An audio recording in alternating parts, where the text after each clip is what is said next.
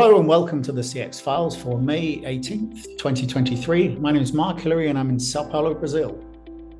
And I'm Peter Ryan, preparing imminently to leave for Glasgow, Scotland, where CX Outsourcers 2023 will see the rubber hit the road May 30 and 31st. My flight is actually tomorrow, and I'm going to land, go visit my parents, my brother and sister, spend a week in Brighton before heading up to Scotland. And I'm actually staying in Edinburgh for a couple of days before the event. But I think it was possibly the worst weekend of the year to book a trip to Edinburgh, because not only is it the Edinburgh Marathon, but Harry Styles is playing in town that weekend, and it's the May spring holiday weekend as well. So loads of people are just descending on the city for the weekend. The costs for hotels and Airbnbs are astronomical. Well, you certainly won't be short of company, Mark. Look at it like that. Probably lots of new friends to make in the Edinburgh area, and obviously a beautiful city to visit at any time of the year. I had a great trip there a few years ago. A wonderful spot to just wander around. The history is amazing. And if I can make a recommendation, it's worth going on the Ghost Bus tour, which was one of the funnest and funniest visits I've ever done on a local open-top bus.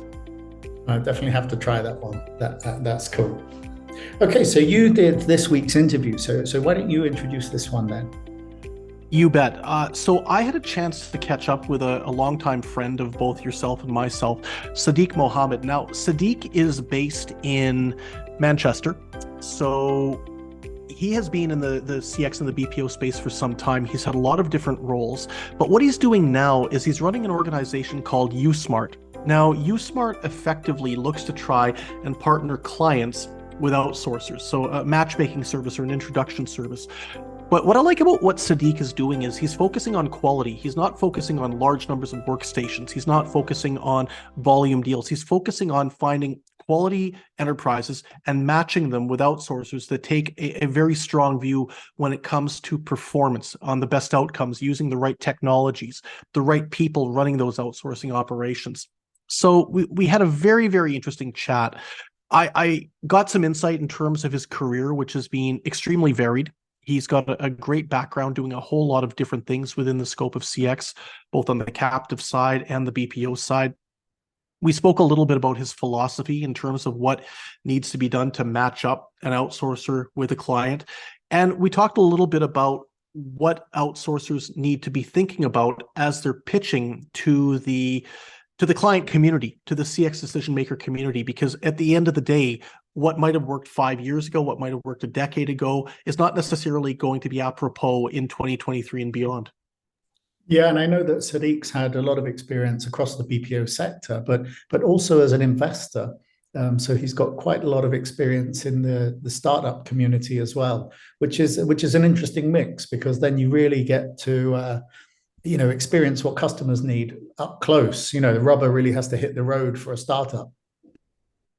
Yeah, no, exactly. And I think this is what I like about the approach he brings to the market and the experience he has. He's not some Wild West cowboy that's going out trying to make a buck or a pound, in this case, off the back of both the buyer as well as the provider. He's somebody who really takes his pride in terms of the deals that he's making, and he wants to make sure that he aligns good people with other good people.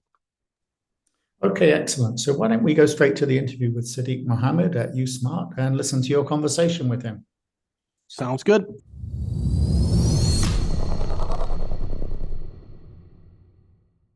The CX Files is delighted today to welcome a longtime friend of myself as well of the pod, Mr. Sadiq Mohammed, who joins us from his home in Manchester, one of my favorite cities in the world. Sadiq, thanks very much for taking some time to chat today. Thank you. Good to see you. Good to see you again, Peter.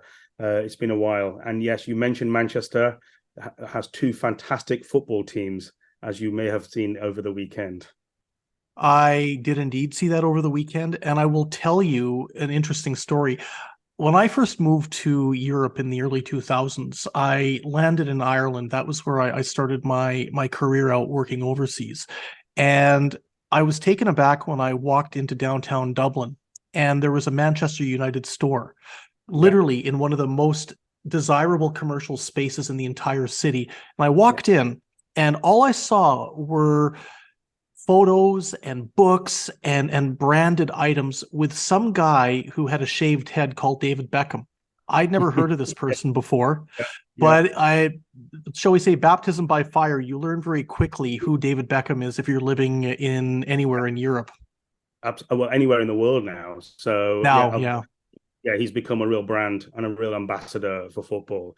But yeah, it's has an amazing the history behind the football in this city is phenomenal, and this weekend is a culmination. And on the 3rd of June, it will be a real culmination with the FA Cup final as well between the two football teams. So I might need to make it down. I've had some great times in Manchester. My co-host Mark Hillary and myself, along with another friend Stephen Lloyd, who you've probably heard of in the CX space, attended a show by Martin Fry in Manchester where he played the entire Look of Love album by ABC with a symphony orchestra. A great night that went down in the annals. Lots going on.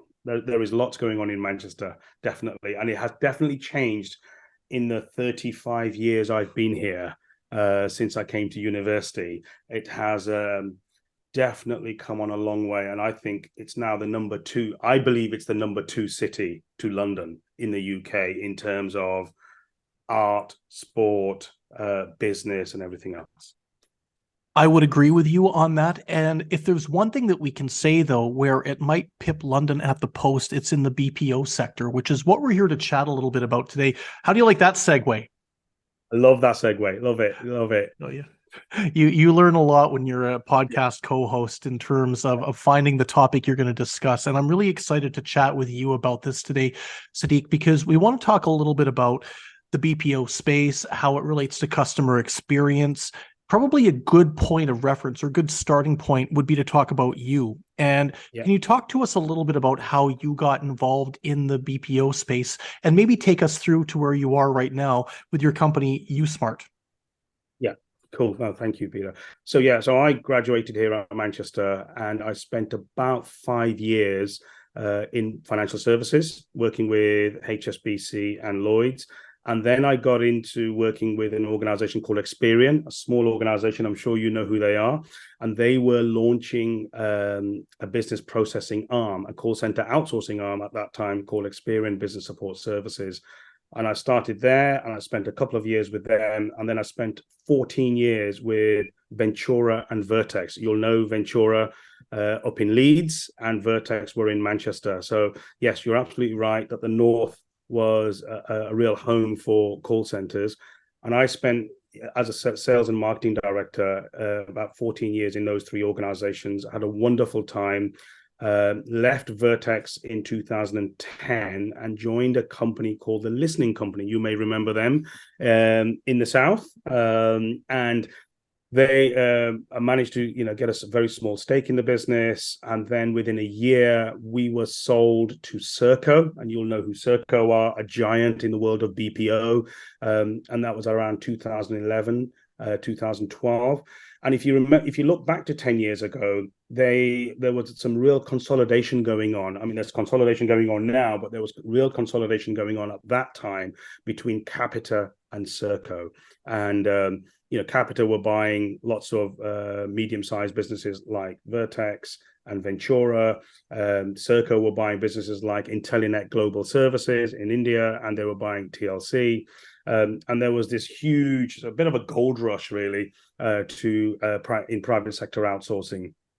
And I stayed there for about 5 years, till about 2016, and then I set up my own business. I set up my own consultancy, done about 20 plus years in BPO, set up my own consultancy, and I now run USMAART, and have been running USMAART since 1st of January 2016. And what USMAART does fundamentally is it works with clients who are looking to outsource their call center operations, and I will then make recommendations to them based on my experience and the panel of providers that I work with.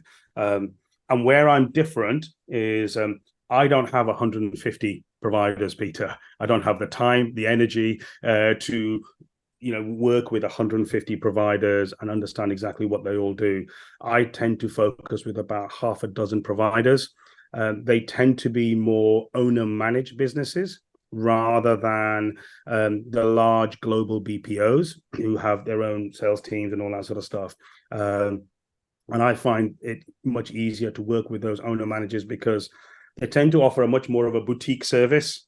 But when I say boutique, some of these owner managed businesses are at 2, 3, 4,000 seats. So, so they sound boutique, but they can also do scale as well at the same time. So I will have about half a dozen partners on my panel, and I make recommendations based on the requirements from what the client is looking for to the outsourcer, and it's a bit of a matchmaking service, between the two. So that's how it works, and that's what I do right now, and I've been doing that for about 7 years now. Well, congratulations. My accountant recently told me that if a small business or an entrepreneur can make it past 5 years, they're doing something right. So well done on that, Sadiq. I think it's wonderful. Now, I'd love to talk to you a little bit about what you're seeing in the marketplace right now with the matchmaking. Obviously, if you're working with enterprises, you're going to have your finger on the pulse of what a CX manager today in 2023 is looking for in a partner. Yeah. So, before we started recording, we were going through some of the new results from the 2023 Front Office CX Omnibus Survey that Ryan Strategic Advisory is publishing in the next few days. Maybe if you could talk a little bit about anecdotally what you're observing, what are the priorities that the enterprise CX managers are saying to you they want when they're going for a CX partner? Yeah, it's really interesting when I'm talking to some of the enterprise managers and the heads of in terms of their own investments and what they are going to do within their own businesses. And what I'm finding is that there is, the amount of investment they're going to put into their own businesses is either decreasing or it's going to remain pretty flat. And they are looking at the outsource partners and what they can offer. What I used to believe many years ago, that it was all around quality of service, quality of delivery. But what I'm seeing now is that more and more enterprise managers are under price pressure, which is a bit of a first, where price is now sort of coming up in the top 3 or 4 reasons for outsourcing, whereby previously it was there and a business case had to be developed, but now it's really risen to the top of the sort of requirements that enterprise managers are looking for. So that's what I'm seeing. They're also looking for organizations that they can work with that have appropriate skill sets as well. So there has to be quite a nice fit between, do you have the right skill set in that sector? Are you investing in their people and the resources to develop your own people from within? Or do you have huge amounts of attrition through the back door and you're constantly feeding the top of the hopper? So a lot of clients will look for that. But yeah, I'm finding that more and more that price is becoming a sort of a huge discussion point. And we're picking that up too, especially in the survey that I just referenced. And Sadiq, this is an interesting one for me. And this is one of the reasons I was so excited to speak with you. Look, at the end of the day, we have been fed a narrative over the course of the past several years that as a priority for buyers, cost and price when they're going out to work with an outsourcer isn't as important as it was 15 years ago when it was all a your mess for less. The whole narrative is being based around quality solutions, professionalism, higher skill sets. So where's the disconnect? Why is it all of a sudden that price and cost have become such a factor? Is it the inflation and the labor market that we're dealing with right now in the Western world? Yeah, absolutely. So, every single client I see is under price pressure right now. They're under competitive pressure. So I deal a lot in the retail world and I deal a lot in the telecoms and media sector. And what I can tell you now, buying for a lot of retailers now, buying products, sourcing products, getting them on time is proving challenging. And we saw that through the whole COVID situation. Couple that then with the competitive demand, the competitive pressures that are out there from the giants like, Amazon, for example, in my world. So, clients are under huge pressure. Then couple that with inflationary pressures on salaries. So couple that with rent rises that are happening where landlords are not, landlords are still putting up the rents on all their properties. You've got all of those challenges, and that's where people are looking at it and thinking, well, if I'm going to do this, if I'm going to outsource, then I want to outsource, and I need a serious business case to combat all of these things that are coming at me, and there's a lot of headwinds coming at them. And that raises a really interesting question. If we go to the other side of the equation in terms of the work that you do, let's go to the outsourcer side. Yeah. So I'm an outsourcer, and I'm looking to try and win business with, say, a retail customer, or maybe an e-commerce player, or even going a little more exotic, green energy, because that's becoming a much bigger part of the whole CX equation, just as an example. If I'm the BPO and I'm looking to try and A, get attention, and B, win business, what's the best approach? How do I balance out the capabilities I bring to the table alongside the cost and price discussion, and factor in the quality elements too? Wow.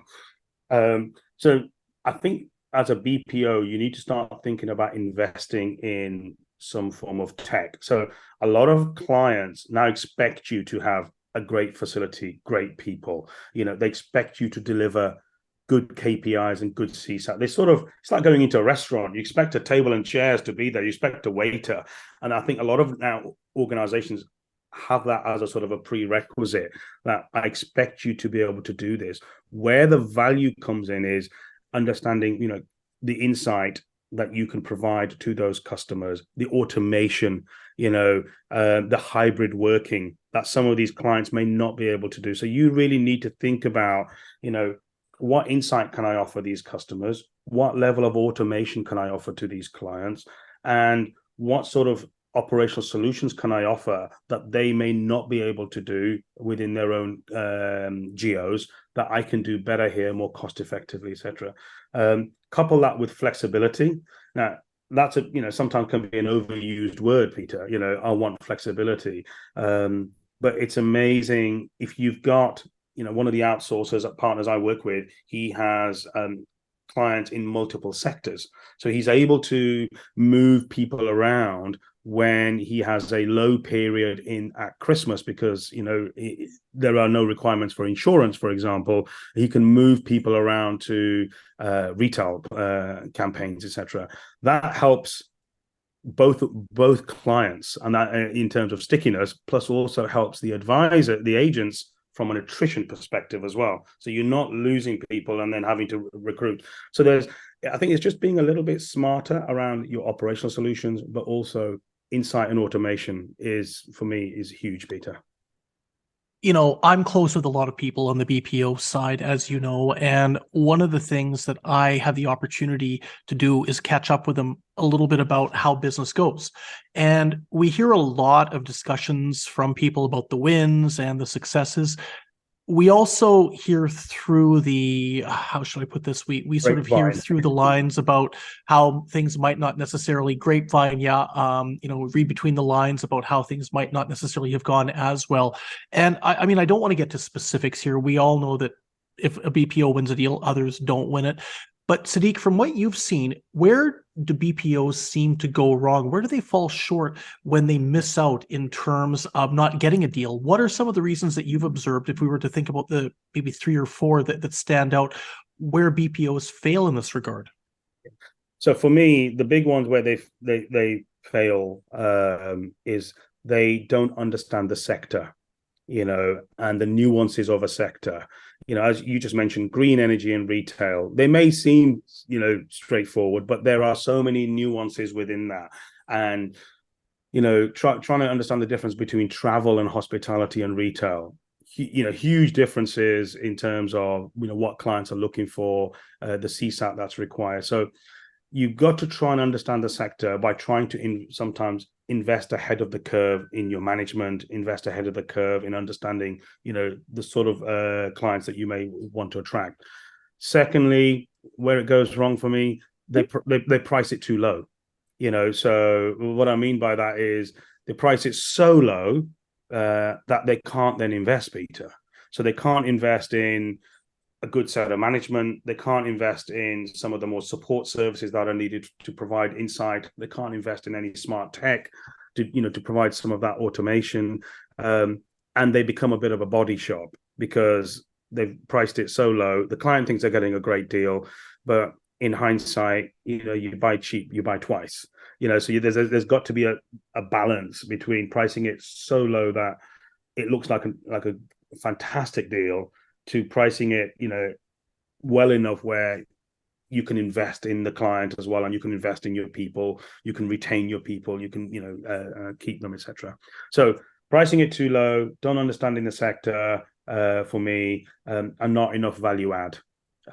Too many organizations, in my opinion, just turn up and do what I would call deliver the basics, and don't really put themselves in the client's shoes to really understand what pain that they're feeling and how you can potentially help ease that pain. Okay, great. Last question I've got for you, and this is a very topical one. One of the things that we've observed a lot over the course of the past, I would say 2 to 3 years, has been consolidation in the outsourcing space. And obviously, we know that there's been a few initiatives that have been announced over the course of the past several weeks. Sadiq, from your perspective, from the enterprise side, what's the impact of this consolidation going to be near to medium to long term for the buyers of CX services? So I think the impact is going to be this year alone, I've seen 3 BPOs in the UK go into administration, which is really, sad to see. We've obviously seen the big deals that are happening. I think what you're going to end up doing is you're going to have these mega corporations like the Concentrics of this world, the TPs of this world, who can offer you everything. And then I think you're going to probably end up with mid-size organizations. And there's going to be this sort of huge delta, this gap between, I'd say, 100,000 to 30,000 FTE agents. There aren't that many organizations that I can see that are going to be landing in there. You're either going to be in that sort of not owner managed, but medium-sized business, or you're going to be a behemoth, like some of the businesses that are being created. And for clients, it's going to be interesting if they're outsourcing for the first time. They're going to really think long and hard. Do I want to be one of 2,000 clients, in this particular portfolio, or do I want to be one of 15 clients? Do I trust this company to give me the attention? I might be doing 500 FTEs worth of outsourcing. Do I trust this company that's got 500,000 agents? Am I going to get the attention? Or do I want to put it with somebody who's got 5,000 agents where I know I'm going to get some attention? So those are the sort of things I think, enterprise managers are going to have to think about, Peter, more and more. Because my view is, both sets of groups of organizations are great, but it's all about what you're looking for and what type of relationship you want.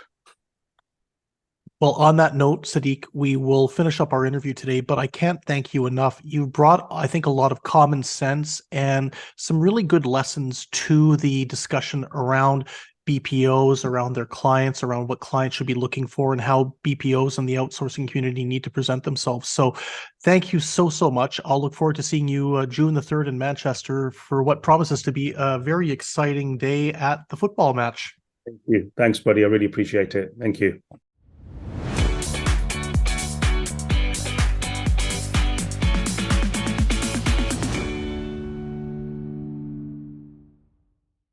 Thanks for listening to the CX Files podcast. We really appreciate your feedback and suggestions. You can reach myself, Mark Hillary, or Peter Ryan via LinkedIn.